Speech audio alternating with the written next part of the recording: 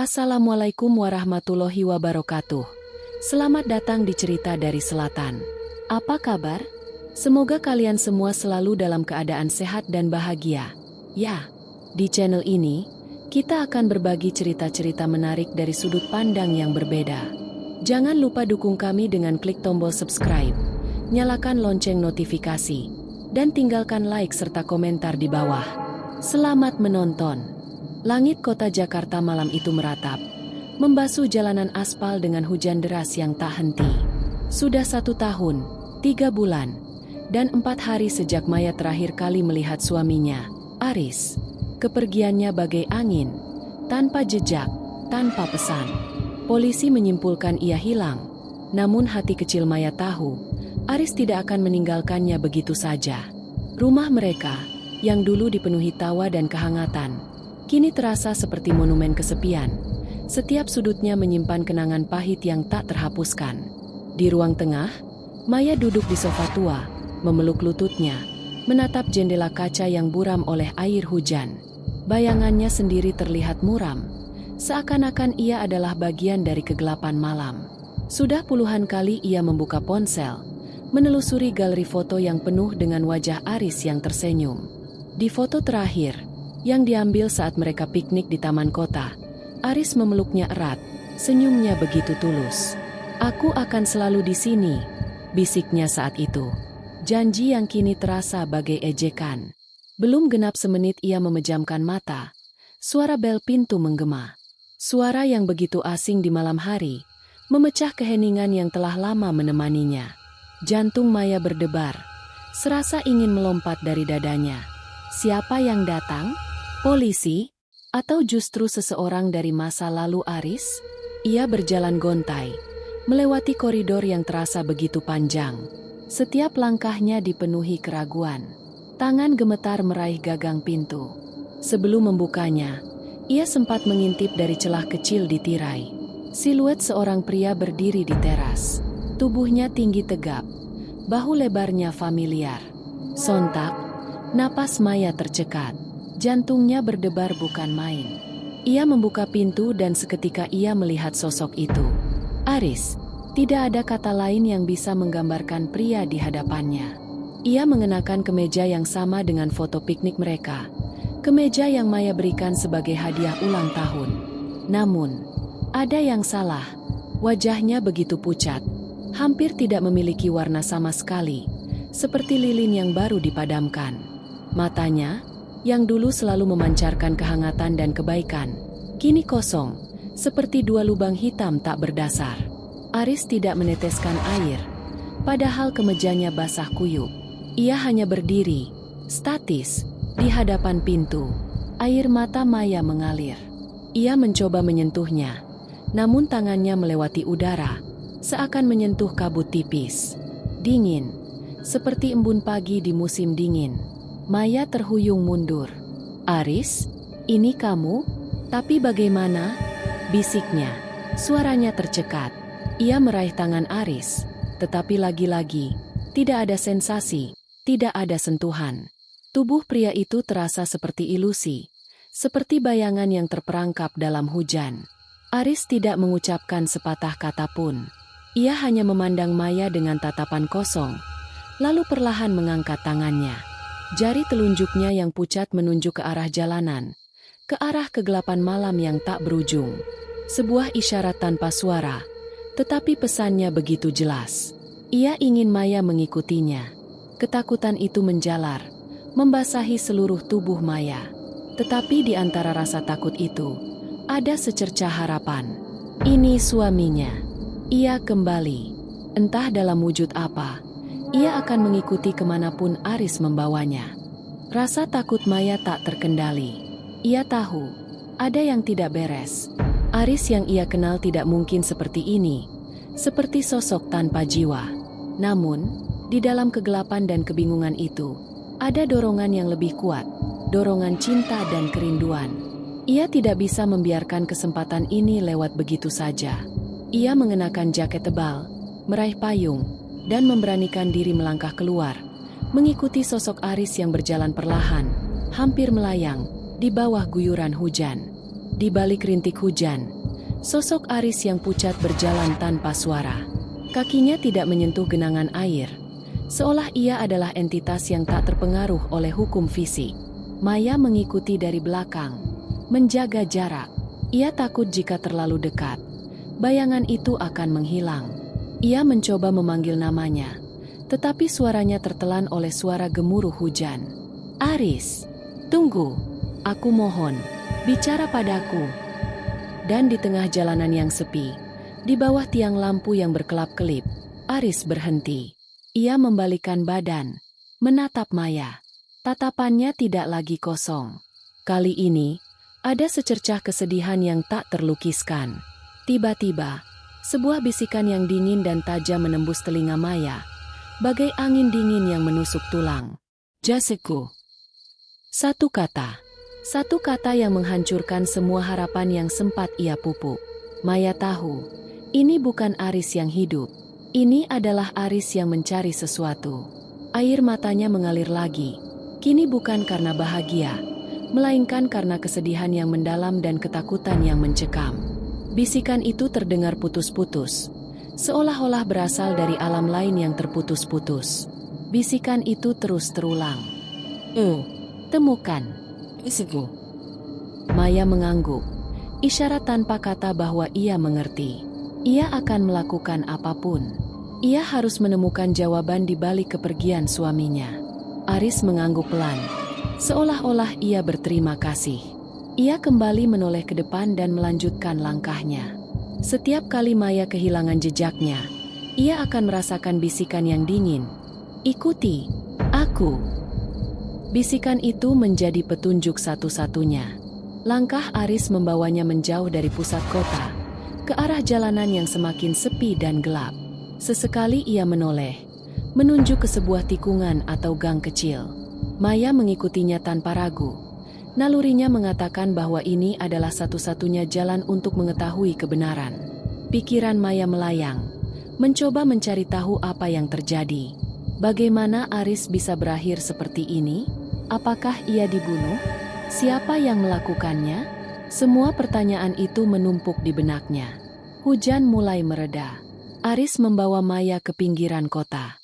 Ia melewati sebuah gang sempit, di mana bau sampah dan kelembaban menyeruak. Di ujung gang, terdapat sebuah tembok tinggi. Aris berhenti, kemudian perlahan, ia menembus tembok itu. Sosoknya menghilang, meninggalkan Maya sendirian dalam kegelapan. Panik kembali melandanya. Apakah ia salah jalan? Apakah ini adalah akhir dari petunjuk ini? Namun, bisikan yang sama terdengar lagi, begitu kuat dan begitu jelas. "Temukan aku." Maya memegang tembok itu. Tangannya terasa dingin, tetapi ia merasa ada sesuatu yang bergetar. Ia bisa merasakan aura Aris di balik tembok itu. Ia tidak lagi ketakutan. Ia hanya dipenuhi oleh tekad. Ia harus menemukan apa yang Aris ingin tunjukkan. Dengan keyakinan penuh, ia melangkahkan kakinya melewati gang itu dan mencari jalan di balik tembok. Keputusan itu terasa berat, namun tak ada lagi jalan untuk kembali. Sesampainya di rumah, Maya segera membuka laptopnya. Jemarinya menari di atas keyboard, mencari tahu makna deretan angka yang terselip di jam tangan Aris. 456.887, 89.445. Hatinya berdebar. Ia berharap ini bukan hanya omong kosong. Jari-jari itu lalu menekan tombol pencarian. Setelah beberapa saat, layar laptop menunjukkan hasil. Itu adalah koordinat geografis. Bukan angka yang tepat, melainkan serangkaian kode yang merujuk pada sebuah lokasi. Maya memasukkan koordinat tersebut ke dalam peta digital. Ia menahan napasnya, menunggu peta memuat. Peta itu menunjukkan sebuah titik merah kecil di area terpencil, jauh dari kota, di suatu tempat di pegunungan Jawa Barat. Area itu adalah sebuah cagar alam, sebuah kawasan hutan lindung yang dikenal dengan tebing-tebing curam dan vegetasi yang lebat. Tidak ada jalan raya atau pemukiman di sekitarnya. Ini adalah tempat yang sempurna untuk menyembunyikan sesuatu atau seseorang. Seketika, ia merasa mual. Apakah benar Aris dibunuh di sana? dan jasadnya dibuang di tempat yang begitu terpencil? Perjalanan ke sana akan membutuhkan waktu berjam-jam, bahkan mungkin berhari-hari. Maya tahu ia tidak bisa meminta bantuan polisi. Tanpa bukti yang kuat, mereka hanya akan menganggapnya gila, terpengaruh oleh duka. Ia harus pergi sendirian. Pagi buta, setelah semalaman tidak tidur, Maya menyiapkan tas ransel kecil. Ia memasukkan botol minum, beberapa bungkus biskuit, senter, powerbank, dan pakaian ganti. Ia juga membawa kotak P3K. Jaga-jaga kalau ada apa-apa. Ia mengambil jaket Aris yang tergantung di lemari. Jaket yang sama yang dikenakan Aris di hari terakhir ia menghilang. Dengan memeluk jaket itu, ia merasa ada sedikit kehangatan dan kekuatan dari suaminya. Ia mengirim pesan singkat pada orang tuanya, mengatakan akan pergi keluar kota untuk urusan pekerjaan. Sebuah kebohongan yang ia rasa perlu demi melindungi mereka. Tidak ada yang boleh tahu kemana ia pergi. Perjalanan dimulai. Ia naik kereta api menuju kota terdekat dari lokasi yang ditunjukkan peta. Selama di perjalanan, ia tak bisa berhenti memikirkan Aris. Setiap kali mata Maya terpejam, wajah Aris yang pucat kembali terbayang. Ia bertanya-tanya, apakah Aris sengaja memilih lokasi yang sulit dijangkau agar ia tidak mudah ditemukan? Mengapa? Apakah ini ada hubungannya dengan pekerjaan Aris? Selama ini, Aris tidak pernah menceritakan banyak hal tentang pekerjaannya. Ia hanya bilang kalau ia senang dan semuanya baik-baik saja. Namun, kini Maya menyadari, ada sesuatu yang disembunyikan. Setelah tiba di stasiun kereta api, Maya melanjutkan perjalanan dengan menyewa ojek pangkalan. Jalanan yang semula beraspal kini berubah menjadi jalanan berbatu yang terjal. Udara dingin pegunungan menyambutnya. Di sana-sini, ia melihat kabut tipis menyelimuti pepohonan, menambah suasana mistis. Pengendara ojek, seorang bapak parubaya, terlihat curiga melihat seorang wanita seperti Maya sendirian. Mau kemana, Neng? Di depan sana udah hutan. Jarang ada orang. Tanya bapak itu, suaranya parau. Maya tersenyum kaku. Ada teman yang lagi camping. Pak, mau nyusul? Bapak itu mengangguk. Ya udah, tapi saya cuma bisa sampai sini ya. Ini juga udah jauh banget dari perkampungan. Hutan di depan itu sering ada yang nyasar. Maya mengangguk. Ia membayar bapak itu, lalu turun dari motor. Ia menatap jalan setapak di hadapannya. Jalan itu begitu sempit, hanya bisa dilalui pejalan kaki. Pepohonan yang menjulang tinggi menutupi sinar matahari, membuat jalanan terasa gelap dan lembab. Langkah pertamanya terasa berat, seolah ia sedang melangkah ke alam lain. Ia mengikuti petunjuk di ponselnya, menembus semak belukar yang lebat. Ranting-ranting kecil menampar wajahnya, dan duri-duri tajam menggores lengannya. Ia tidak peduli, ia hanya punya satu tujuan. Namun, semakin dalam ia masuk, semakin sulit medannya. Beberapa kali ia terpeleset, jatuh di tanah yang licin. Ia bahkan harus memanjat bebatuan yang ditumbuhi lumut. Luka-luka kecil mulai menghiasi kulitnya. Ia kelelahan, napasnya tersengal-sengal, tetapi ia terus berjalan. Maya tidak bisa berhenti, tidak setelah ia sejauh ini. Pikirannya melayang, teringat kenangan-kenangan bersama Aris. Liburan mereka ke pantai, makan malam romantis di restoran favorit mereka, hingga janji-janji manis yang mereka ucapkan. Kini, semua itu terasa begitu jauh, bagai mimpi yang telah lama berlalu. Aris, suaminya, kini menjadi sebuah misteri yang harus ia pecahkan. Ia tidak bisa lagi mengandalkan siapapun kecuali dirinya sendiri. Kelelahan fisik tidak sebanding dengan beban psikologis yang ia rasakan. Apakah ia gila? Mengapa ia nekat melakukan ini hanya karena petunjuk dari hantu suaminya? Maya meragukan dirinya sendiri. Namun, setiap kali ia merasa putus asa, ia merasakan sensasi dingin dan bisikan yang sama. Maya, kau sudah dekat. Bisikan itu kini terasa lebih jelas, seolah Aris berjalan di sampingnya. Maya menoleh. Ia tidak melihat apa-apa, tetapi ia bisa merasakan kehadirannya. Kehadiran yang menenangkan, yang membuatnya merasa tidak sendirian. Tiba-tiba, Ia melihat sebuah pohon yang tumbang. Pohon itu terlihat sangat tua dan besar, dengan akarnya yang mencengkeram tanah. Di dekat pohon itu, ia melihat bayangan Aris yang samar-samar. Ia tidak menunjuk kemanapun, hanya berdiri diam, menatap ke arah depan. Maya mengikuti tatapan Aris. Jantungnya berdebar kencang. Di hadapannya, terdapat sebuah tebing curam. Jarak pandangnya terbatas karena tertutup kabut tebal yang menyelimuti tebing. Ia merangkak ke tepian tebing. Di bawah sana, ia melihat jurang yang sangat dalam, ditutupi pepohonan lebat. Koordinat yang ia punya merujuk ke dasar jurang ini. Maya merasa mual. Ia hampir tidak percaya. Aris pasti jatuh. Atau mungkin ia didorong?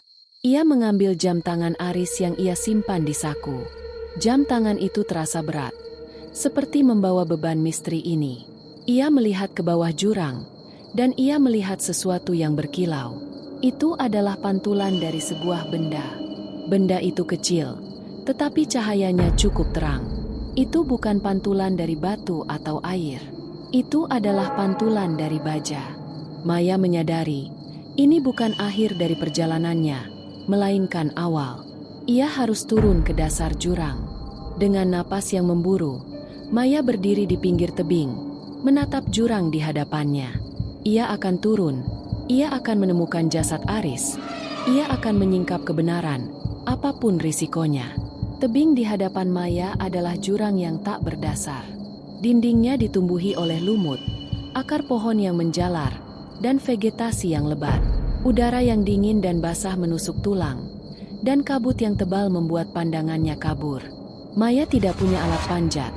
Ia hanya mengandalkan insting dan nalurinya.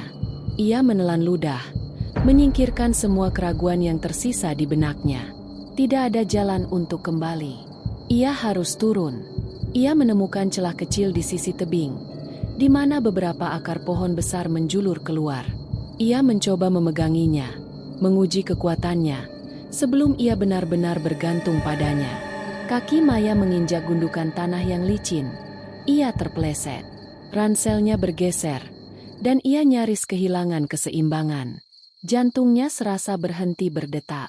Ia buru-buru memeluk akar pohon itu erat. Napasnya memburu. Maya, hati-hati. Bisikan Aris terdengar lagi. Kali ini begitu dekat, seolah ia berada di belakangnya. Maya tidak tahu apakah ia hanya halusinasi. Tetapi bisikan itu terasa nyata. Ia memejamkan mata, mengumpulkan keberaniannya, lalu melanjutkan langkahnya. Penurunan itu sangatlah sulit. Beberapa kali, tangannya tergores oleh batu yang tajam dan kakinya terperosok ke dalam lubang yang tidak ia lihat. Ia memegang erat ranselnya, memastikan isinya tidak jatuh. Pakaiannya kotor, penuh lumpur dan lumut. Beberapa kali ia mendengar suara binatang liar, tetapi ia terus berjalan. Sinar matahari mulai memudar. Ia menoleh ke atas. Langit sudah berubah menjadi oranye keunguan. Ia harus lebih cepat. Ia mengaktifkan senter.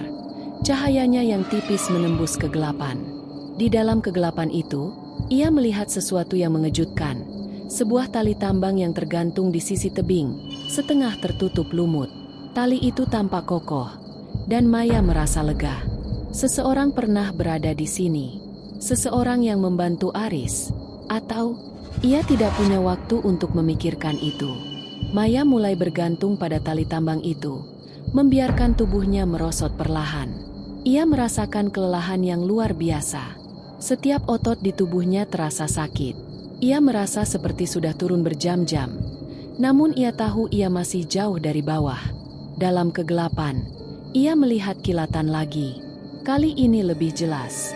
Itu adalah pantulan dari sebuah benda.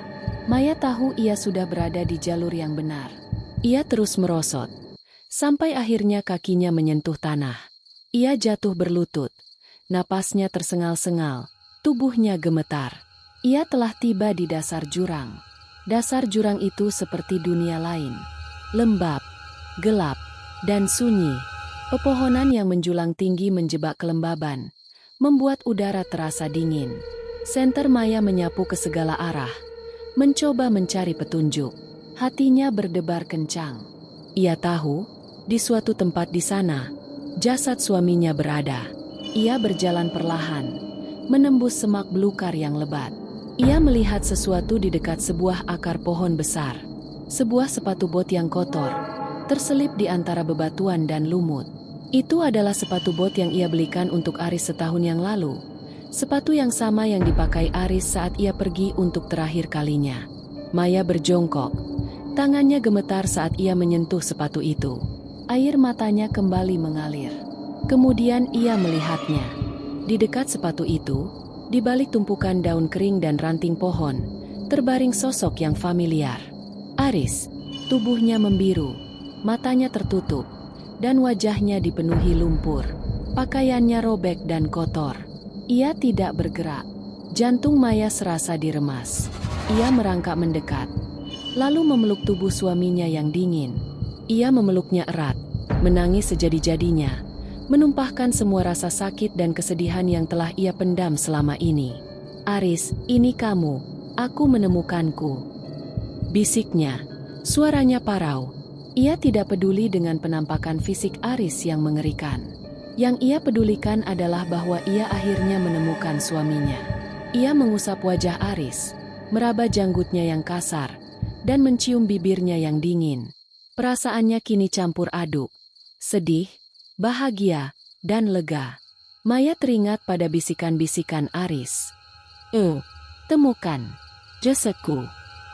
Ia sudah menuntaskan misinya. Namun, ia tidak boleh berhenti di sini. Ia harus mencari tahu apa yang terjadi pada Aris.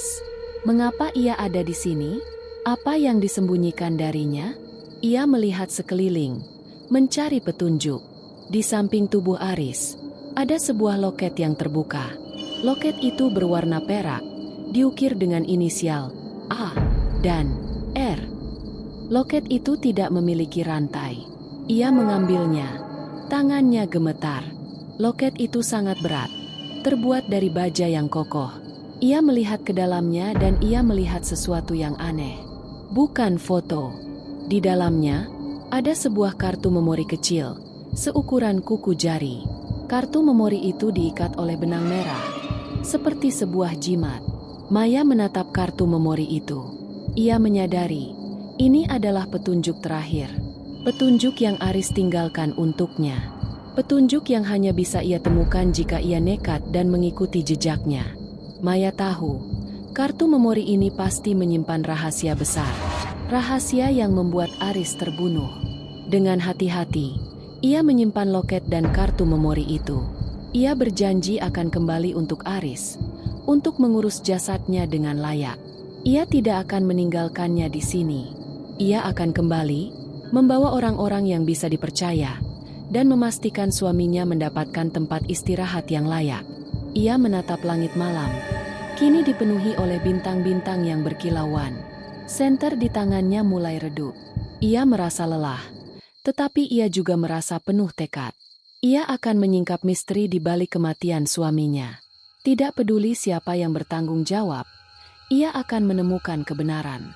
Ia berbisik lagi, "Aku janji, Aris, aku akan selesaikan ini untukmu." Perjalanan pulang terasa jauh lebih berat. Setiap langkah yang Maya ambil terasa seperti membawa beban dari dua dunia. Dunia yang ditinggalkan suaminya, dan dunia yang baru ia temukan di dasar jurang. Ia mendaki tebing yang licin dan curam, berpegangan pada akar-akar pohon yang sama yang membantunya turun.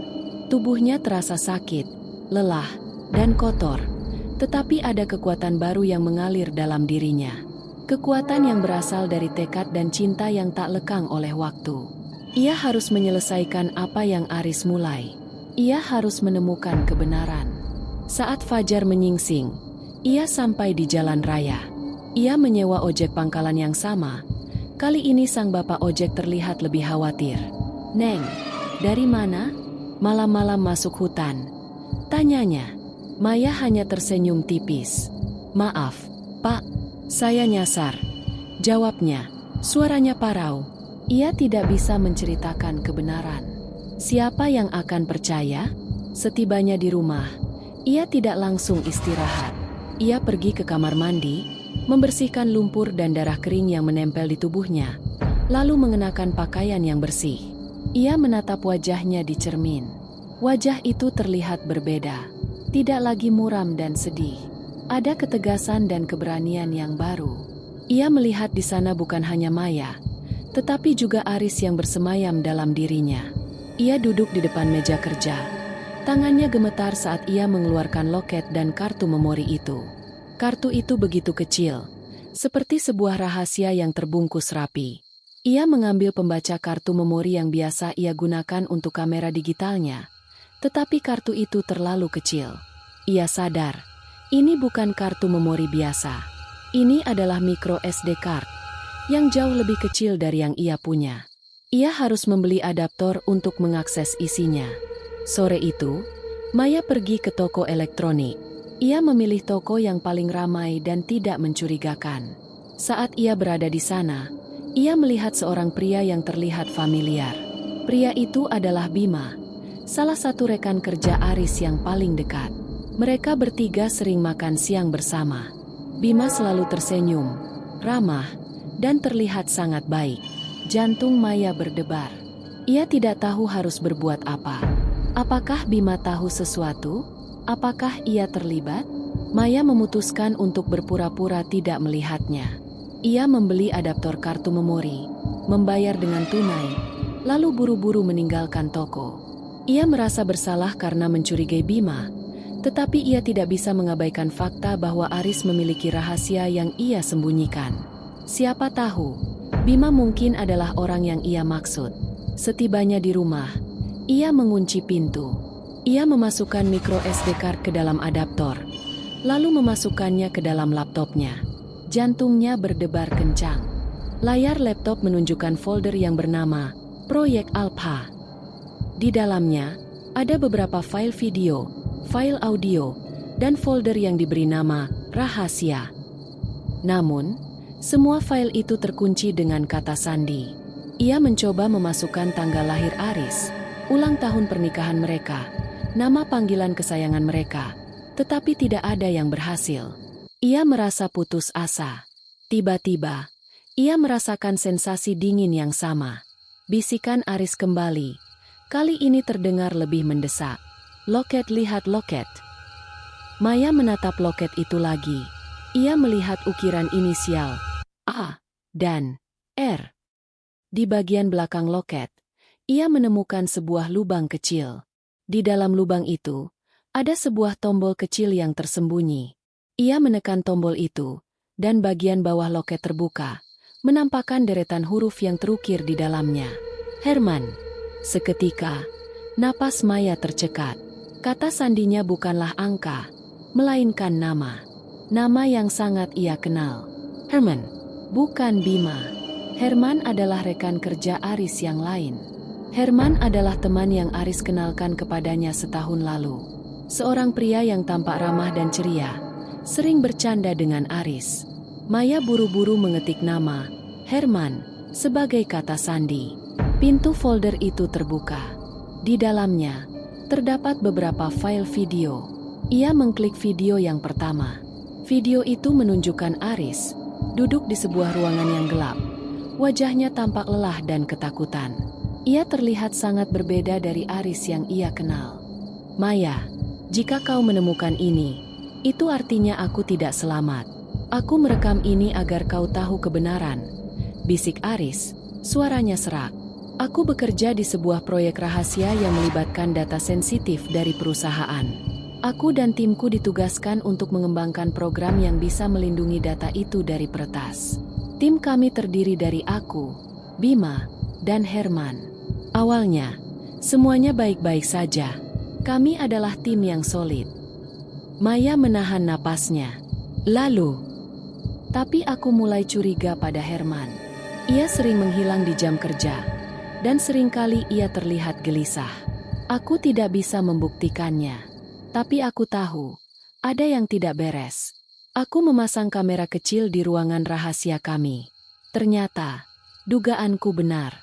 Herman adalah mata-mata. Ia bekerja untuk perusahaan saingan. Ia berusaha mencuri data yang kami kembangkan. Data itu sangat berharga, dan jika jatuh ke tangan yang salah, Itu akan merusak perusahaan kami dan membahayakan banyak orang. Aris melanjutkan. Suaranya kini terdengar lebih kuat, dipenuhi kemarahan. Aku mencoba menghentikannya. Aku menyimpan data itu di kartu memori ini. Aku menyembunyikannya di loketku. Aku ingin mengamankannya. Tapi dia tahu. Dia tahu aku tahu. Video itu berganti. Kali ini, sebuah rekaman audio muncul. Suara Aris dan suara Herman. Jadi kau tahu, Aris. Suara Herman terdengar tenang, hampir menyeramkan. Kenapa, Herman? Aku menganggapmu teman. Kita sudah bekerja sama selama bertahun-tahun. Jawab Aris. Bisnis adalah bisnis. Aris, ini adalah kesempatan sekali seumur hidup. Dengan uang ini, aku bisa hidup mewah seumur hidup. Aku tidak akan membiarkanmu merusak ini. Aku tidak peduli dengan uang. Ada banyak orang yang akan terkena dampaknya. Kau tidak bisa melakukan ini. Aku sudah melakukannya. Aku sudah menjual semuanya. Data itu sekarang ada di tanganku. Dan tidak ada yang bisa menghentikanku. Suara Aris terengah-engah. Di mana data itu? Terdengar suara tawa Herman yang dingin. Itu ada padamu. Bodoh. Kau menyembunyikannya. Dan kau tidak akan pernah bisa membuktikannya. Kau tidak punya bukti. Aris. Hanya kata-katamu. Maya merasa sakit di dadanya. Suara Aris terdengar begitu putus asa. Ia mendengar suara perkelahian yang singkat, suara napas yang terengah-engah, dan suara Aris yang berbisik. Maya, maaf. Kemudian, rekaman itu berakhir. Jantung Maya berdebar kencang. Jadi, Aris dibunuh bukan karena kecelakaan. Ia dibunuh oleh Herman, pria yang ia kenal, pria yang sering tersenyum di depan matanya. Maya kembali ke file video. Ia mengklik video yang lain. Video itu menunjukkan Herman dan Aris di sebuah ruangan yang berbeda. Ini adalah video yang Aris rekam dengan kamera kecil. Tunggu, Aris. Jangan kemana-mana. Herman berteriak. Aku sudah menghubungi polisi. Kau tidak akan lolos. Aris balas berteriak. Suaranya terdengar panik. Semua yang kau lakukan, semua yang kau curi, semua bukti yang kau sembunyikan, semuanya akan terungkap. Herman mengeluarkan sesuatu dari sakunya. Pistol. Pistol itu diarahkan ke Aris. Mata Herman dipenuhi oleh kemarahan dan kebencian. Kau yang memaksaku melakukan ini, Aris. Kau yang mencari masalah. Seharusnya kau tidak pernah tahu apa yang aku lakukan. Polisi akan tahu siapa dirimu. Aku sudah mengirim semua yang kumiliki ke pengacaraku. Semua buktimu, Herman. Semuanya. Herman tertawa. Tawa yang terdengar mengerikan. Kau pikir aku bodoh, Aris? Aku sudah lama menghapus semua bukti dari sistem komputer. Aku sudah memalsukan semua laporan. Tidak ada yang akan percaya padamu. Mereka akan berpikir kau adalah pengkhianat. Dan kau akan menghilang. Dan tidak ada yang akan mencarimu. Kau akan lenyap. Aris membalas. Kau salah. Aku sudah menghubungi. Herman menembak. Suara tembakan terdengar begitu keras, memekakan telinga. Aris jatuh, tubuhnya membentur lantai. Darah mengalir dari dadanya. Herman menendang tubuhnya. Lalu ia mengambil loket dari leher Aris. Ia membuka loket itu, mencari kartu memori. Namun, ia tidak menemukannya. Wajah Herman dipenuhi kemarahan. Di mana? Di mana itu? Teriaknya. Suaranya dipenuhi frustrasi. Ia menggeledah tubuh Aris, tetapi ia tidak menemukannya. Sialan. Video itu berakhir. Maya mematikan laptopnya. Air matanya mengalir lagi. Kini bukan karena sedih, melainkan karena kemarahan yang membakar. Ia tahu Hermanlah yang membunuh Aris. Ia tahu Hermanlah yang menghancurkan hidupnya. Maya tidak bisa berhenti memikirkan kata-kata Herman. Kau akan lenyap. Maya menyadari, Herman pasti menganggap kartu memori itu sudah hilang. Ia menyangka Aris sudah menyembunyikannya di suatu tempat yang tidak akan pernah ia temukan. Tetapi ia salah. Maya memegang kartu memori itu erat. Ini adalah satu-satunya bukti yang ia punya. Ini adalah satu-satunya senjata yang ia miliki untuk menghancurkan Herman. Dengan hati yang kini dipenuhi oleh tekad balas dendam, Maya bangkit dari duduknya. Ia tahu ia tidak bisa pergi ke polisi. Herman pasti memiliki jaringan yang luas dan berbahaya. Ia harus mencari bukti yang lebih kuat, bukti yang tak terbantahkan. Ia harus menemukan apa yang ada di dalam file yang terkunci. Ia harus mencari tahu apa yang Herman lakukan dengan data yang ia curi. Malam itu, Maya tidak tidur. Ia duduk di depan laptopnya, mencoba meretas sandi dari file-file yang lain. Ia tahu, Herman pasti meninggalkan jejak, dan ia akan menemukan jejak itu. Ia akan membuat Herman membayar. Ia akan memastikan Aris mendapatkan keadilan yang layak ia terima. Ia memeluk loket itu, menciumnya, dan ia berbisik, "Aku akan melakukannya, Aris. Aku akan selesaikan ini." Kemarahan adalah bahan bakar yang membakar habis rasa lelah Maya. Ia tidak bisa tidur, tidak bisa makan, tidak bisa memikirkan hal lain selain membalas dendam untuk Aris. Di depan laptopnya, di antara tumpukan buku dan kertas, ia mencoba lagi. Ia telah mencoba semua kombinasi kata sandi yang mungkin, tanggal lahir, nama teman, bahkan kata-kata sandi acak. Namun, folder, rahasia, dan file-file video lainnya tetap terkunci rapat. Ia merasa putus asa, frustrasi, dan lelah. Tangannya terangkat, siap membanting laptopnya. Tetapi ia berhenti. Rasa dingin yang familiar menyentuh punggungnya. Bisikan Aris kembali, "Perhatikan video lagi." Maya menghela napas panjang. Ia tahu Aris tidak akan meninggalkannya. Ia adalah satu-satunya panduannya. Ia membuka file video yang pertama, video di mana Aris menjelaskan semuanya. Ia menontonnya berulang kali, kata demi kata, mencari petunjuk yang ia lewatkan. Lalu, ia melihatnya. Di belakang Aris, di dinding yang gelap, ada sebuah papan tulis. Di papan tulis itu, sebuah tulisan kecil dan samar-samar terlihat. Sebuah kode yang ia lewatkan. H073125A. Itu bukan kode sandi. Itu sebuah petunjuk. Otak Maya berputar, mencoba memahami makna deretan huruf dan angka itu. H. Untuk Herman? A. Untuk Aris? Atau Alpha? Lalu, apa arti angka-angka itu? Ia mencoba memasukkannya sebagai kata sandi, tetapi gagal. Ia mencoba membaliknya. Gagal. Ia mencoba setiap kombinasi, tetapi tidak ada yang berhasil. Ia mengambil jeda, memejamkan mata, membiarkan pikirannya tenang. Tiba-tiba, ia teringat sebuah buku yang Aris sangat sukai. Sebuah novel fiksi ilmiah tentang spionase dan kriptografi. Aris sering memberitahunya tentang kode-kode rumit di buku itu, dan bagaimana ia akan menggunakan mereka suatu hari nanti. "Kau tidak akan pernah tahu, Maya, kapan rahasia kecilmu akan menyelamatkan nyawamu," katanya suatu kali, sambil tertawa. Maya membuka laptopnya lagi, mencari buku itu di perpustakaan digitalnya. Ia membuka halaman-halaman yang Aris tandai. Di buku itu, ada sebuah kode yang sama persis dengan yang ia lihat di papan tulis. Sebuah kode yang mengacu pada sebuah algoritma enkripsi yang rumit. Algoritma itu menggunakan sebuah nama sebagai kunci utama. Nama yang tersembunyi di dalam buku. Nama itu adalah Bima. Napas Maya tercekat. Bima, bukan Herman? Aris tidak pernah memberitahunya tentang hal ini. Ia membaca lagi. Ternyata, Bima adalah nama samaran dari seorang karakter di buku itu. Seorang karakter yang membantu protagonisnya mengungkap rahasia yang tersembunyi. Maya membaca lebih lanjut, dan ia menyadari, Bima tidak bekerja untuk perusahaan saingan. Ia adalah seorang agen rahasia yang ditugaskan untuk mengawasi Herman. Aris tahu, dan Aris bekerja sama dengannya.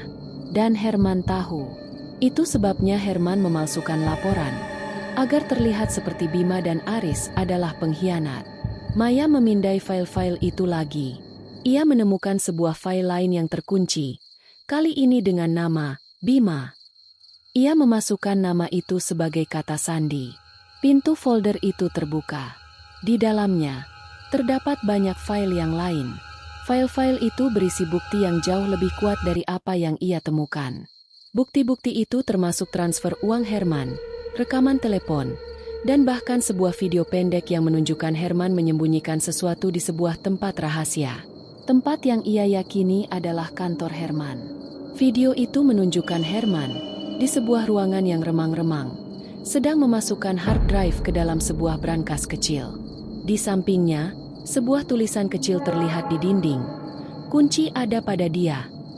Maya mengerti. Herman tahu tentang Bima. Ia tidak membunuh Bima karena ia tahu Bima adalah seorang agen rahasia, dan jika ia melakukannya, ia akan terperangkap. Ia tidak tahu Aris juga adalah bagian dari tim mereka.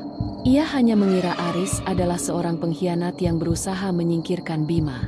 Ia mengira Aris adalah orang yang ia curigai. Ia mengira Aris adalah orang yang ia cari. Semua puzzle itu kini bersatu. Maya menghela napas. Aris tidak pergi. Ia dibunuh. Dan ia dibunuh karena ia berusaha menyelamatkan perusahaannya dan orang-orang yang bekerja untuknya. Ia dibunuh karena ia berusaha mengungkap kebenaran. Maya melihat ke sekeliling, dan ia melihat bayangan Aris yang transparan dan bersinar. Seolah-olah ia tersenyum, bangga. Ia tidak lagi menakutkan. Ia tampak damai, seolah ia berbisik. Kini, giliranmu. Maya tahu, ia tidak bisa mengabaikan ini. Ia harus menemukan keadilan untuk Aris. Tetapi ia juga tahu, ia tidak bisa pergi ke polisi. Herman memiliki jaringan yang luas dan berbahaya. Ia bisa saja memanipulasi bukti, menuduhnya gila, dan menyingkirkannya seperti yang ia lakukan pada Aris. Ia harus menemukan Bima. Di tengah malam yang sepi, ia mengirim pesan singkat ke Bima. Ia menulis, "Bima, ini Maya. Aris tidak pulang. Aku menemukan jasadnya. Aku punya bukti. Tolong hubungi aku. Ini tentang proyek Alpha." Ia menunggu. Ia tidak tahu apakah Bima akan membalasnya. Tetapi, ia harus mencobanya. Ini adalah satu-satunya cara. Ia tidak tidur malam itu. Ia duduk di depan laptopnya, menatap layar yang gelap, memikirkan Herman. Ia memikirkan bagaimana ia akan membuatnya membayar. Ia memikirkan bagaimana ia akan membuat semua orang tahu siapa Herman sebenarnya. Pukul 2 pagi, ponselnya berdering. Itu adalah nomor yang tidak ia kenal.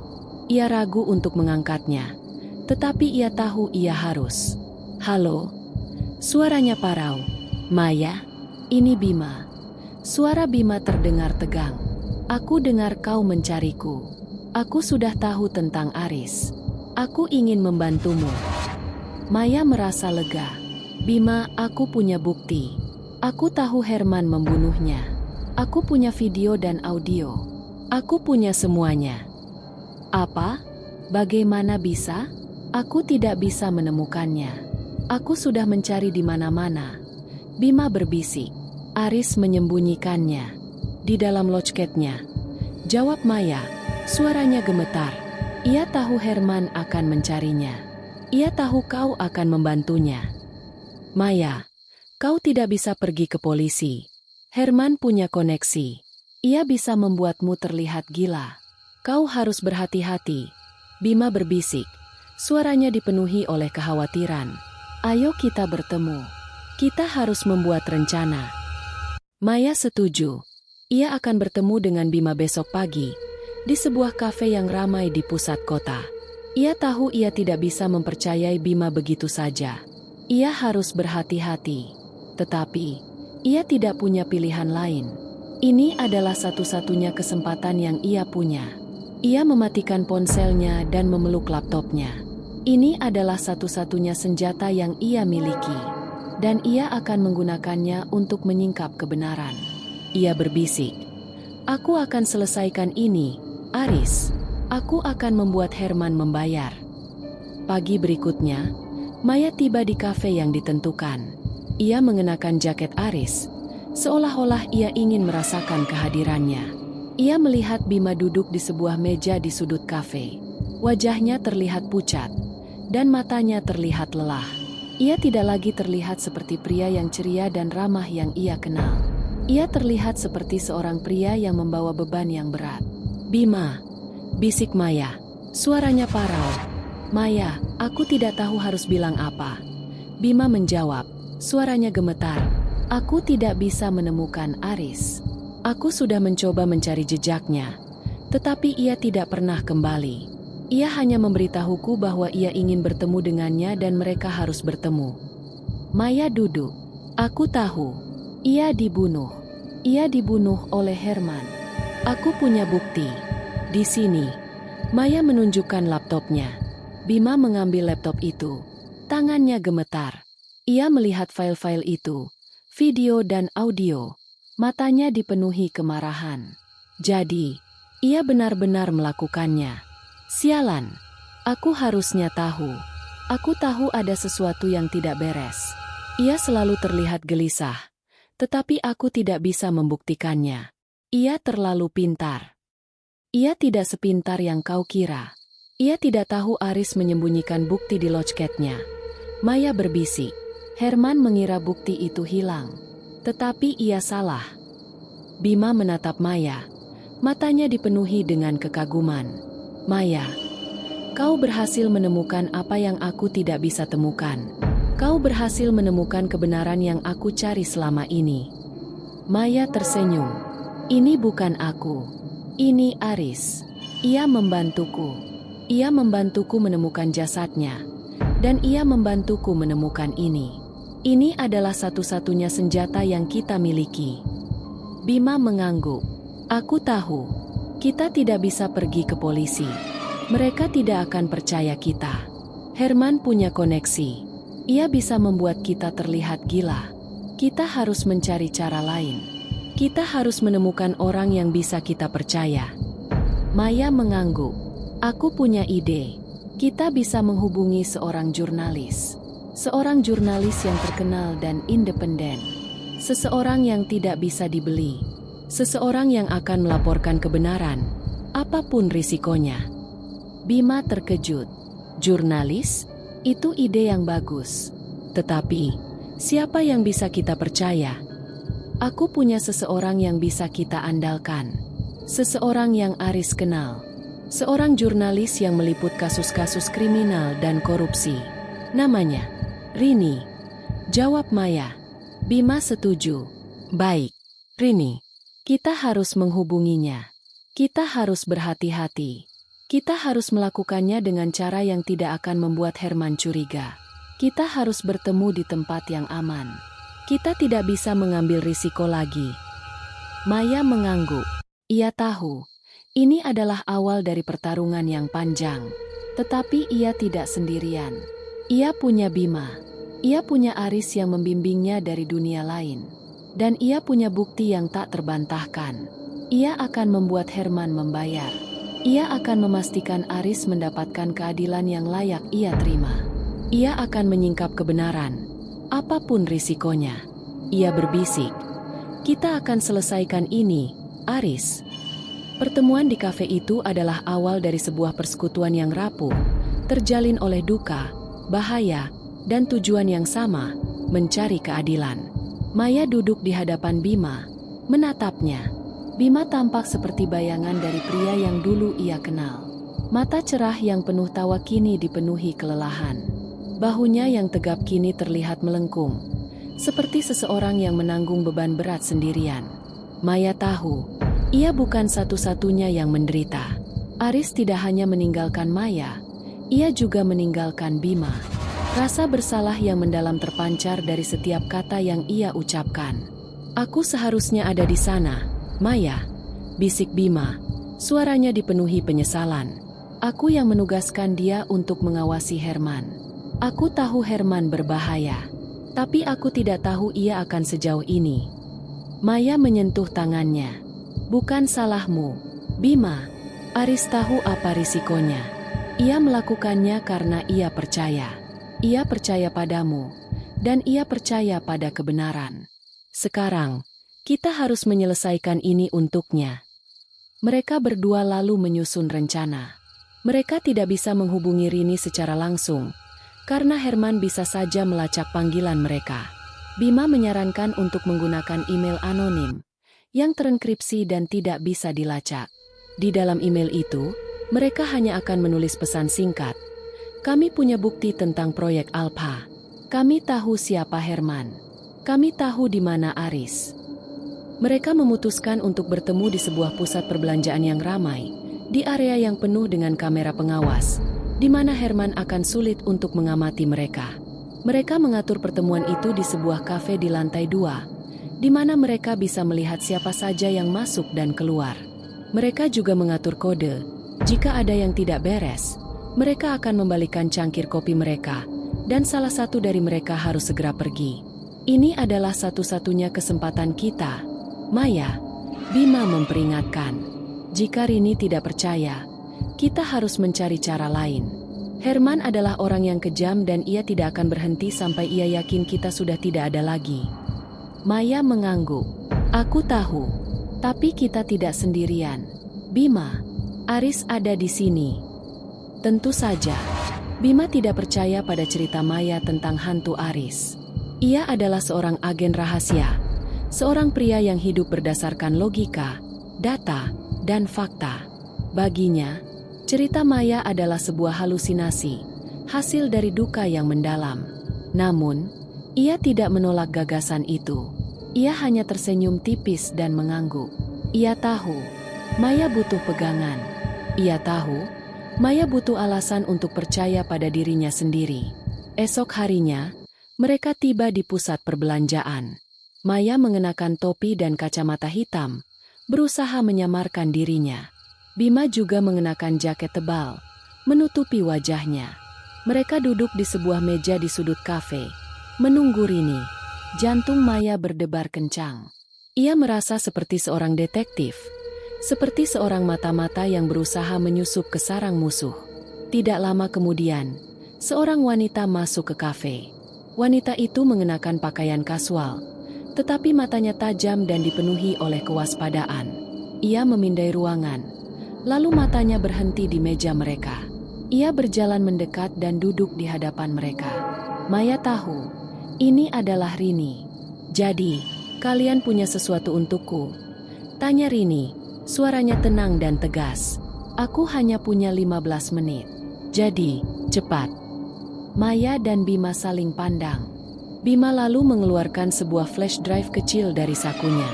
Kami punya semua bukti. Video, audio, dan dokumen. Bukti yang akan membuat Herman, bos proyek Alpha, masuk penjara seumur hidup. Rini mengambil flash drive itu. Bukti digital bisa dipalsukan. Apa yang membuatku percaya padamu? Siapa kalian?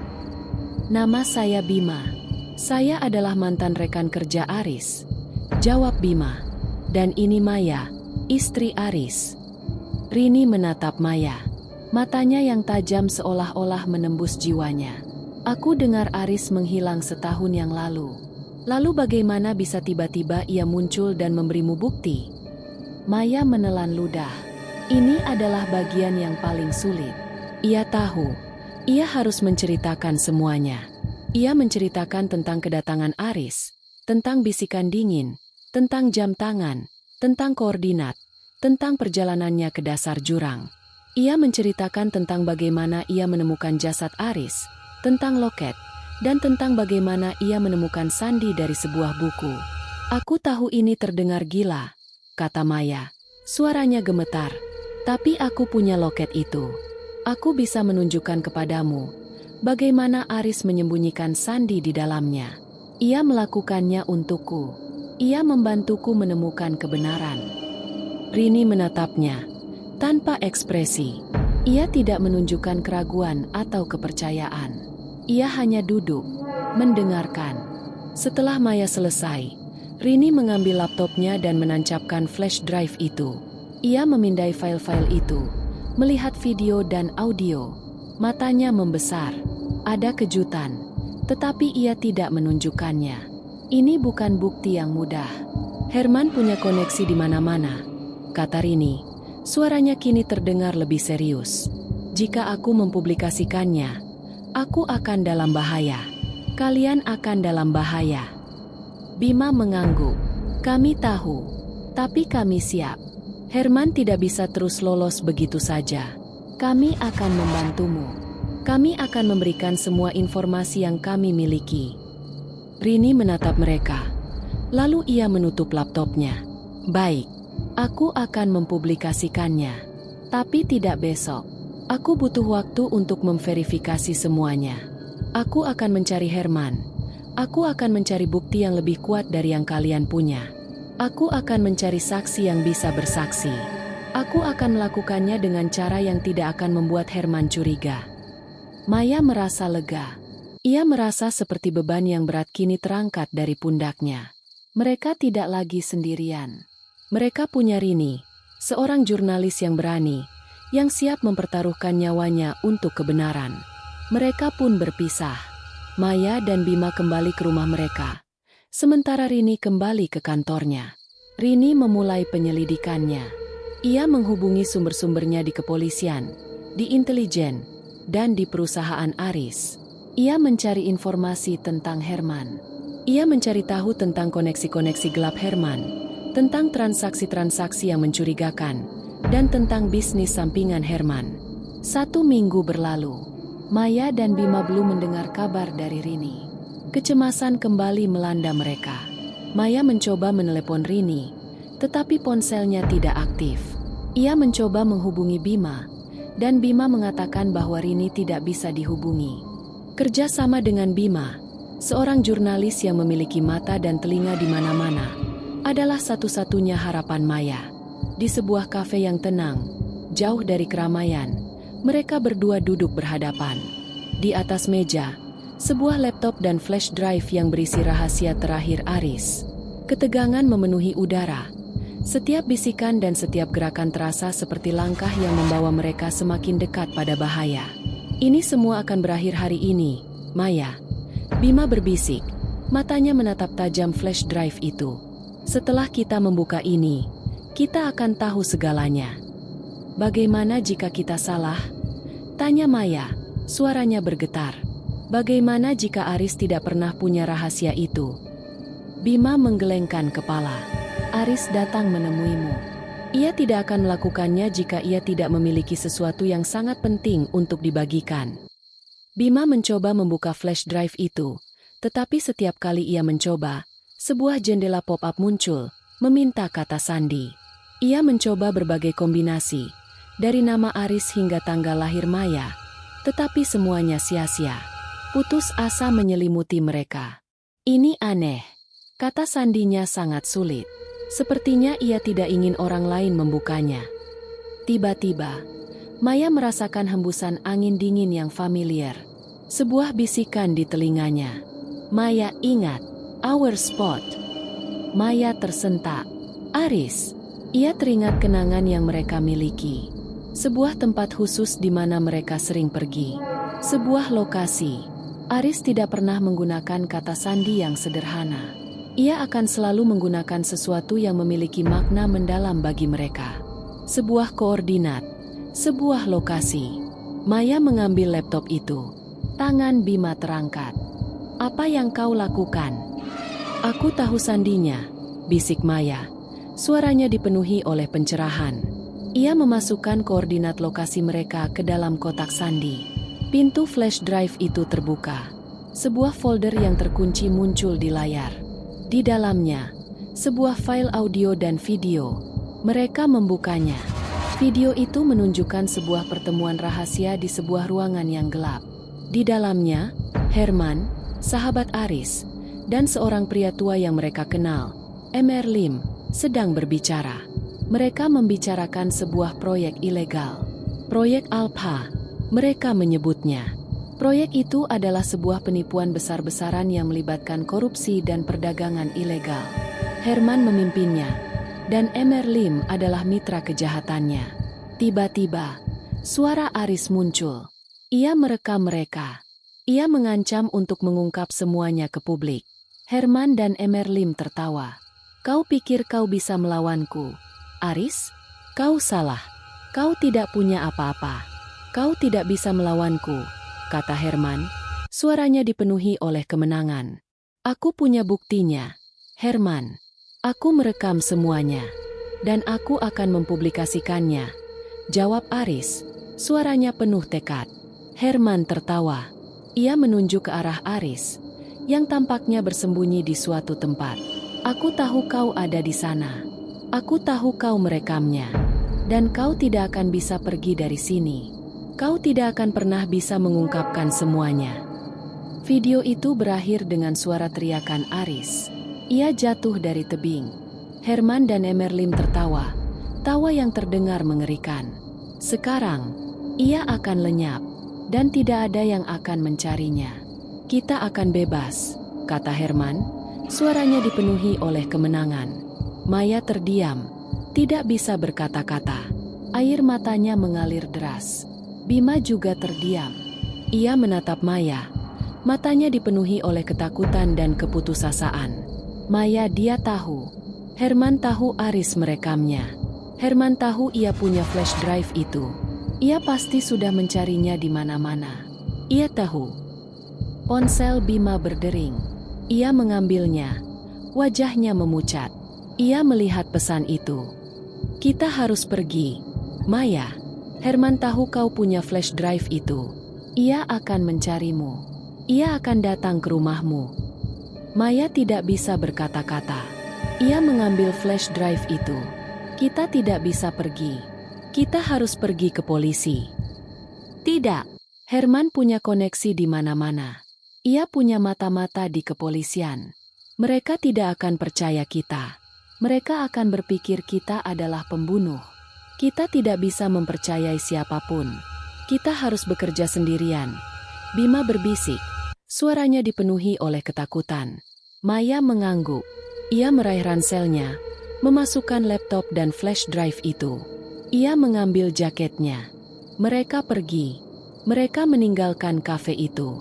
Mereka berjalan di kegelapan, di tengah malam yang sepi. Maya tidak tahu kemana mereka pergi. Ia hanya tahu ia tidak lagi sendirian. Ia punya Bima. Ia punya Rini. Ia punya Aris yang membimbingnya dari dunia lain. Ia tidak akan menyerah. Kau harus pergi ke rumahmu. Aku akan menelepon teman-temanku. Mereka akan melindungimu. Aku akan datang dalam 15 menit. Bima berbisik. Maya, tetaplah kuat. Maya mengangguk. Ia berjalan sendiri, menembus kegelapan. Ia berjalan menuju ke rumahnya. Ia merasa takut. Tetapi ia juga merasa dipenuhi oleh tekad. Ia akan menemukan kebenaran. Ia akan mengungkap Herman. Ia tidak akan membiarkan Aris pergi begitu saja. Ia tiba di depan rumahnya. Lampu-lampu di rumahnya menyala. Ia tidak tahu apakah itu Bima atau Herman. Ia hanya tahu ia harus bersembunyi. Ketakutan itu kini memiliki wajah. Tidak lagi samar-samar seperti bayangan hantu, melainkan nyata dan mengerikan seperti tatapan Herman yang ia lihat di video. Maya duduk di sofa, punggungnya menempel erat di sandaran, seolah mencoba menyatu dengan perabot itu. Pikirannya dipenuhi oleh kata-kata Bima. Maya, kau dalam bahaya. Herman tahu kau punya flash drive. Ia akan mencarimu. Udara di rumah yang dulu terasa hangat dan aman, kini terasa dingin dan mencekam. Setiap suara di luar jendela, deru mesin mobil yang lewat, suara kucing yang mengeong, bahkan tetesan air dari keran yang bocor, terasa seperti langkah kaki yang mendekat, ancaman yang mengintip dari kegelapan. Ia memeluk laptopnya, satu-satunya bukti, satu-satunya senjata yang ia miliki. Rasa lelah yang luar biasa menyelimuti tubuhnya, tetapi ia tidak bisa memejamkan mata. Ia merasa seperti seorang kelinci yang terperangkap, menunggu pemangsa datang. Tiba-tiba, ponselnya berdering. Ia tidak tahu harus berbuat apa. Siapa yang menelepon? Herman? Atau Bima? Ia membiarkan ponselnya berdering. Sampai akhirnya ia sadar, ia harus mengambilnya. Itu adalah Bima. Maya, jangan buka pintu untuk siapapun. Aku akan sampai di sana dalam 15 menit. Aku sudah menelepon beberapa teman. Mereka akan membantumu. Bima berbisik. Suaranya dipenuhi oleh kekhawatiran. Jangan nyalakan lampu. Aku akan memberikan sinyal ketika aku sampai. Maya mengangguk, meskipun Bima tidak bisa melihatnya. Baik, bisiknya. Suaranya parau. Ia mematikan lampu di seluruh rumah. Lalu duduk di kegelapan, menunggu. Jantungnya berdebar kencang. Ia merasa seperti berada di dalam film thriller. Tetapi ini bukan film. Ini adalah kenyataan.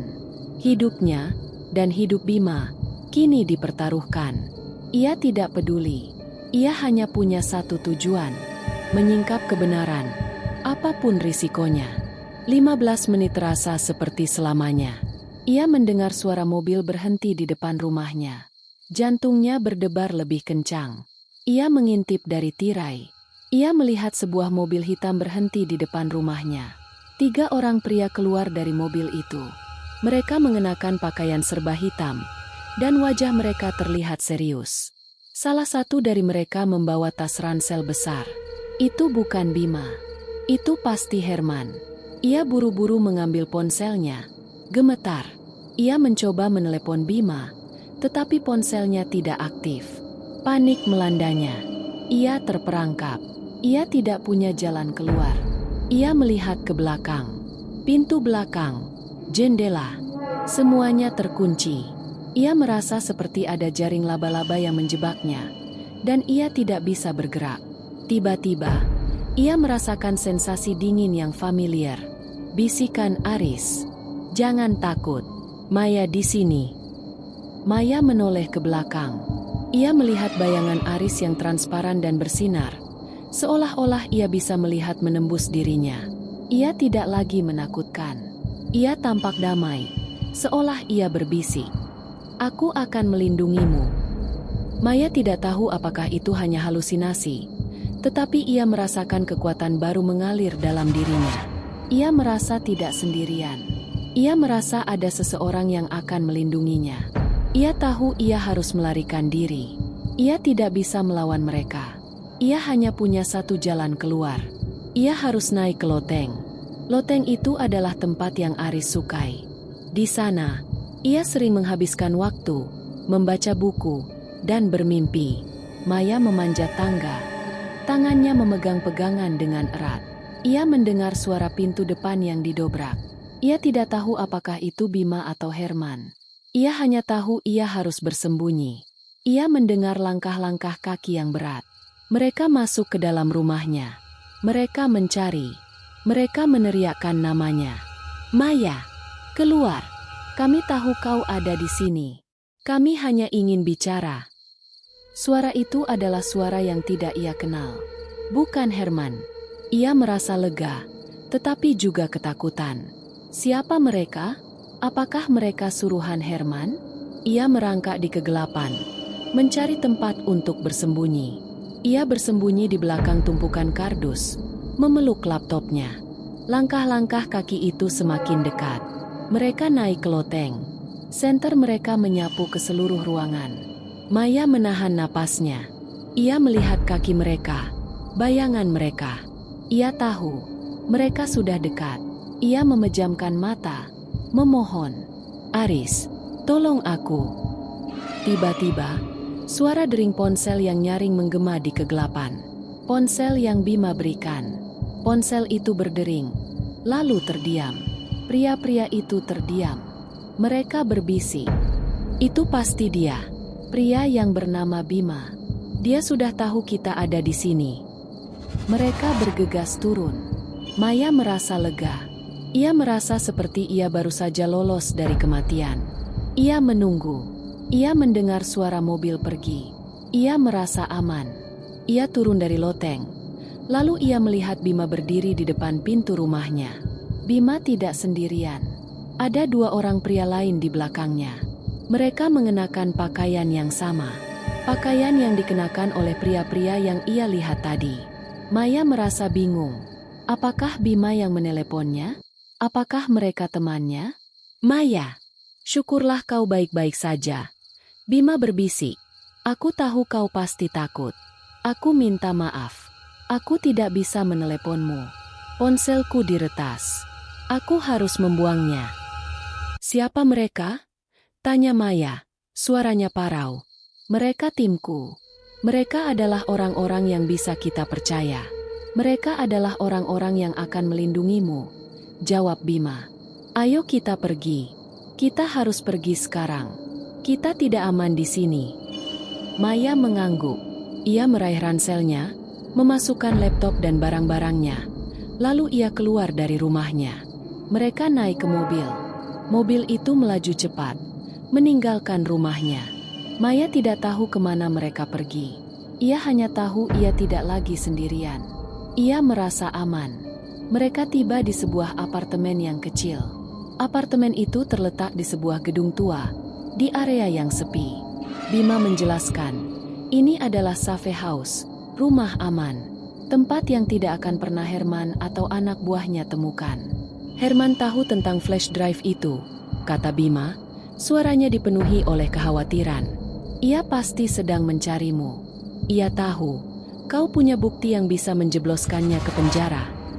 Bagaimana bisa? Kami sangat berhati-hati, bisik Maya. Suaranya gemetar. Herman adalah orang yang cerdas. Ia punya koneksi di mana-mana. Ia punya mata-mata di kepolisian. Ia punya mata-mata di perbankan. Ia bahkan bisa meretas ponselku. Kita tidak bisa mempercayai siapapun. Kita harus bekerja sendirian. Bima menjelaskan. Maya mengangguk. Ia tahu, mereka tidak bisa pergi ke polisi. Mereka tidak akan percaya padanya. Mereka akan berpikir ia adalah seorang pembunuh. Mereka tidak akan mengambil risiko itu. Mereka harus mencari cara lain. Aku punya ide, kata Bima. Kita akan menghubungi Rini. Kita harus memastikan ia baik-baik saja. Aku yakin ia sudah menemukan sesuatu. Maya setuju. Ia tahu, ia harus melakukan sesuatu. Ia tidak bisa hanya menunggu. Ia harus mencari tahu apa yang terjadi pada Rini. Ia harus memastikan bahwa Rini tidak dalam bahaya. Malam itu, mereka menghubungi Rini. Mereka menggunakan sebuah ponsel yang tidak bisa dilacak. Mereka menghubungi Rini dari sebuah nomor yang tidak bisa diidentifikasi. Ponsel itu berdering. Rini mengangkatnya. Halo. Rini, ini Bima. Aku dan Maya ingin tahu kau baik-baik saja. Bima berbisik. Bima, Maya, syukurlah kalian baik-baik saja. Aku tahu kalian mencari-cariku. Aku sedang dalam bahaya. Herman tahu aku sedang mencarinya. Ia menculikku. Rini berbisik. Suaranya dipenuhi ketakutan. Apa? Herman menculikmu? Maya berteriak. Suaranya dipenuhi kemarahan. Apa yang ia inginkan? Ia ingin flash drive. Ia tahu aku punya itu. Ia tahu aku sedang mencarinya. Rini menjawab. Suaranya dipenuhi oleh keputusasaan. Ia menyuruhku untuk memberikan flash drive itu padanya. Ia mengancamku. Rini, jangan berikan flash drive itu. Jangan. Itu satu-satunya bukti yang kita punya. Maya memohon. Aku tidak punya pilihan. Maya, Herman tahu segalanya. Ia tahu aku punya flash drive itu. Ia tahu aku sedang mencarinya. Ia akan membunuhku jika aku tidak memberikannya. Rini menangis. Suaranya dipenuhi oleh ketakutan. Rini, tunggu. Kami akan datang. Kami akan membantumu. Beritahu kami di mana kau berada. Bima berbisik. Aku tidak tahu. Aku tidak tahu di mana aku berada. Aku dikurung di sebuah gudang tua. Di pinggir kota. Rini berbisik. Aku melihat Herman. Ia terlihat sangat marah. Rini, tenang. Kami akan membantumu. Kami akan menemukanmu. Bima berbisik. Panggilan itu terputus. Maya menangis. Bima memeluknya. Jangan khawatir. Maya, kita akan menemukan Rini. Kita akan menyelamatkannya. Bagaimana, Bima? Kita tidak tahu di mana ia berada. Kita tidak tahu siapa yang membawanya. Kita tidak punya apa-apa. Maya menangis. Suaranya dipenuhi keputusasaan. Kita punya flash drive itu. Herman pasti meninggalkan petunjuk di sana. Kita harus mencari tahu apa yang ia tinggalkan di sana. Bima menjelaskan. Mereka pun mulai bekerja.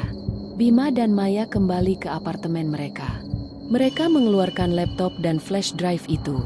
Mereka mencoba memecahkan kode. Kali ini, mereka tidak bisa meminta bantuan Aris. Aris tidak lagi berada di sisi mereka. Ia sudah menyelesaikan tugasnya. Kini, giliran mereka.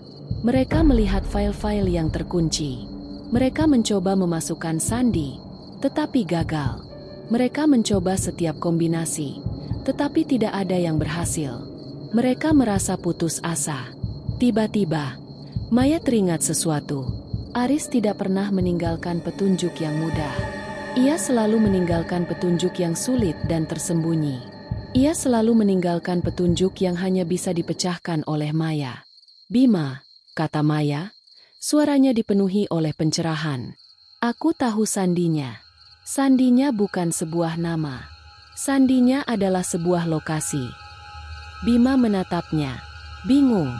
Lokasi? Lokasi apa? Tempat di mana Aris dibunuh. Koordinat itu.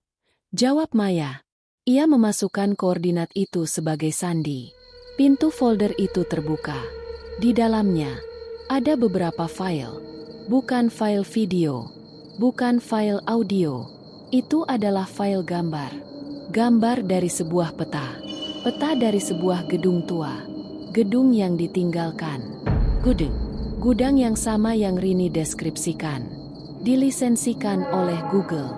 Maya merasa mual. Ia tahu, ia sudah dekat. Ia tahu, ia sudah menemukan jawaban. Ia tahu, ia harus bertindak. Ia harus menyelamatkan Rini. Ia harus menghadapi Herman. Bima, ini dia. Ini adalah peta dari gudang tempat Rini diculik.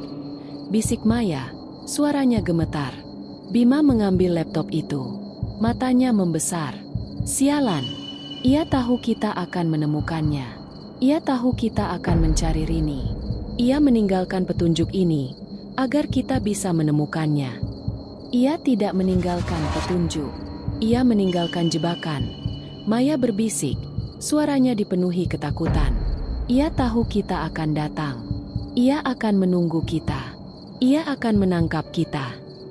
Kita tidak punya pilihan lain. Kita harus pergi. Bima berbisik. Kita harus menyelamatkan Rini. Kita harus menghadapi Herman. Kita harus mengakhiri ini. Maya mengangguk. Ia mengambil ranselnya, memasukkan laptopnya.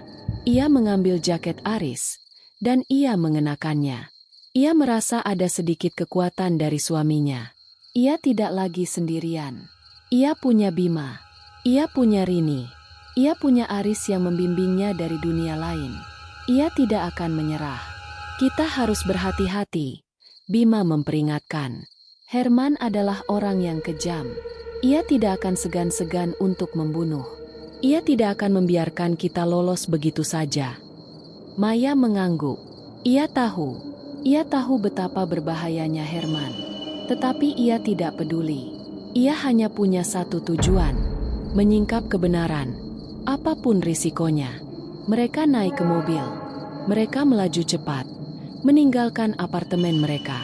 Mereka menuju ke gudang itu. Gudang itu terletak di sebuah area industri yang sepi, jauh dari pusat kota. Di sekitarnya, tidak ada rumah, tidak ada orang, tidak ada apa-apa. Hanya kegelapan dan keheningan. Mereka memarkir mobil mereka. Lalu mereka berjalan kaki.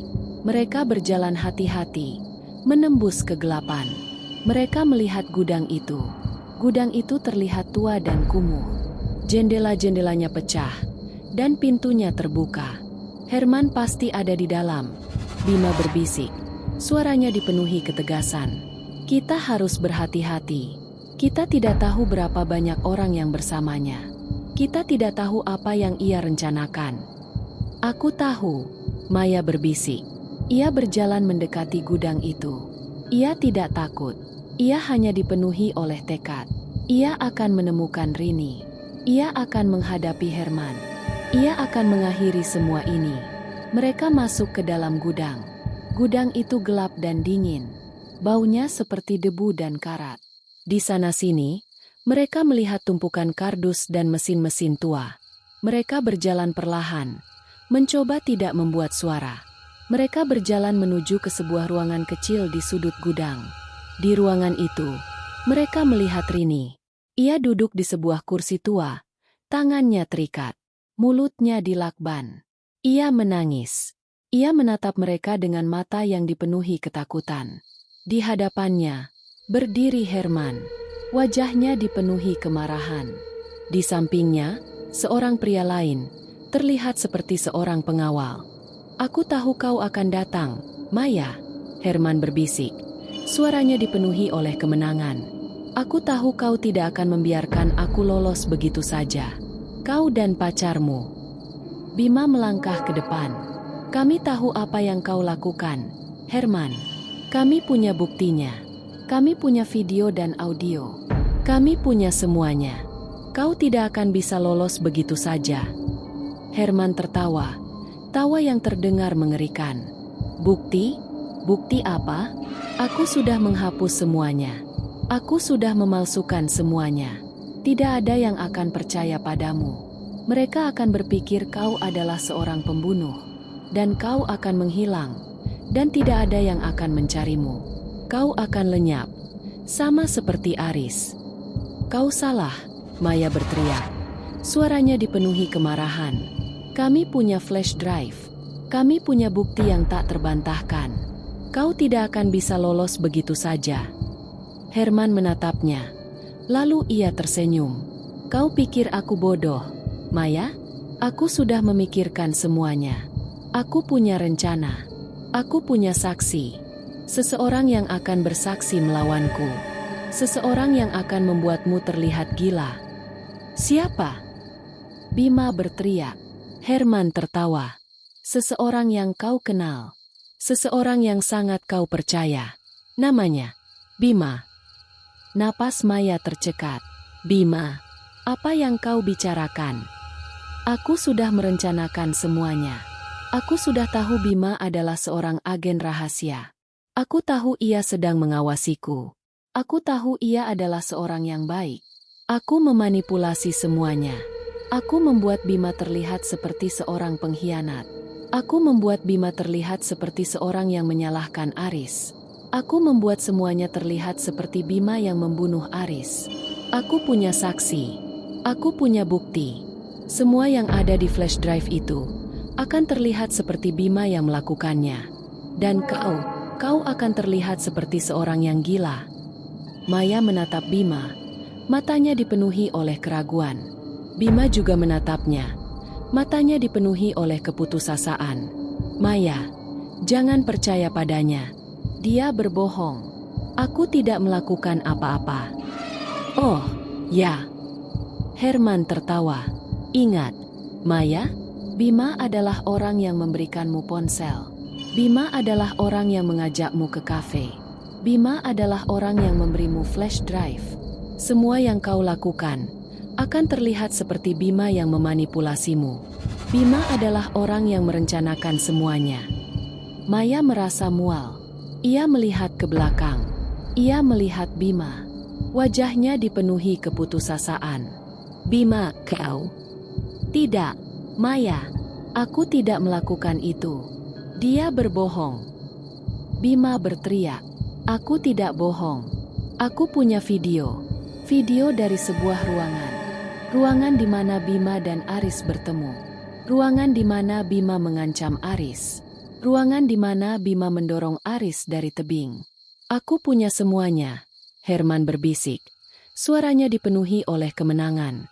"Aku juga punya saksi. Seseorang yang melihat semuanya. Seseorang yang akan bersaksi melawannya." "Siapa?" Bima berteriak. "Seseorang yang kau kenal. Seseorang yang sangat kau percaya. Namanya Lim. Emer Lim." Maya terkejut. Apa hubungannya dengan ini? Emer Lim adalah seorang pebisnis yang jujur dan berdedikasi. Ia tidak pernah melakukan apa-apa yang ilegal. Ia adalah seorang yang baik, Herman berbisik. Suaranya dipenuhi kemenangan. "Ia akan bersaksi melawanku. Ia akan bersaksi bahwa ia adalah seorang yang baik. Ia akan bersaksi bahwa ia adalah seorang yang jujur." Dan ia akan bersaksi bahwa Bima yang membunuh Aris. Semua orang akan percaya padanya. Maya tidak bisa berkata-kata. Ia melihat Herman. Ia melihat Bima. Ia melihat Rini. Ia melihat semua orang yang ia cintai. Ia merasa putus asa. Ia merasa seperti ia telah dikhianati. Ia merasa seperti ia telah kalah. Tiba-tiba, ia merasakan sensasi dingin yang familiar. Bisikan Aris. Maya, jangan menyerah, jangan percaya padanya, jangan. Maya melihat ke belakang. Ia melihat bayangan Aris yang transparan dan bersinar. Ia tidak menakutkan. Ia tampak damai. Seolah ia berbisik, "Aku akan membantumu." Maya merasakan kekuatan baru mengalir dalam dirinya. Ia melihat ke belakang. Ia melihat Bima. Ia melihat Rini. Ia melihat semua orang yang ia cintai. Ia tahu ia tidak bisa menyerah. Ia tahu ia harus melawan. Ia harus membuktikan bahwa Herman adalah seorang pembunuh. Ia harus mengungkap kebenaran.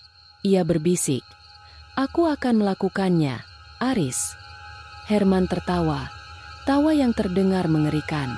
"Kau pikir kau bisa melawanku? Kau pikir kau bisa lolos begitu saja? Kau salah. Kau tidak akan bisa lolos. Kau akan lenyap. Sama seperti Aris." Maya mengambil ponselnya. Ia membuka ponselnya. Ia melihat sebuah nama. Nama yang sering ia dengar. Nama yang ia kenal. Nama yang ia percaya. Nama itu adalah jurnalis Rini. "Aku punya cara lain," bisik Maya. "Aku sudah mengaktifkan kamera ponselku.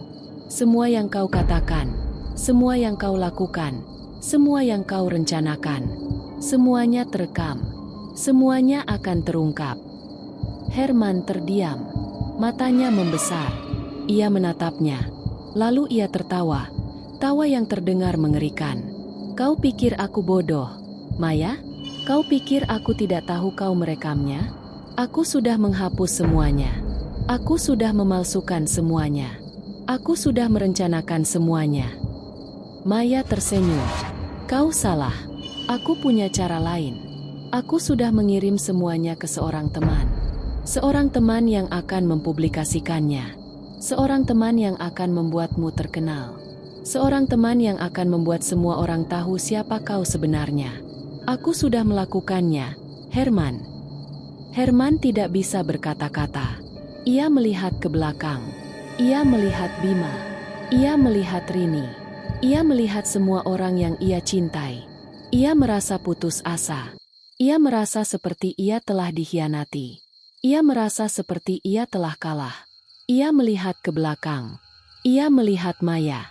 Ia melihat mata Maya yang dipenuhi oleh tekad. Ia tahu ia tidak bisa melawannya. Ia tahu ia tidak akan bisa lolos begitu saja. Ia tahu ia telah kalah.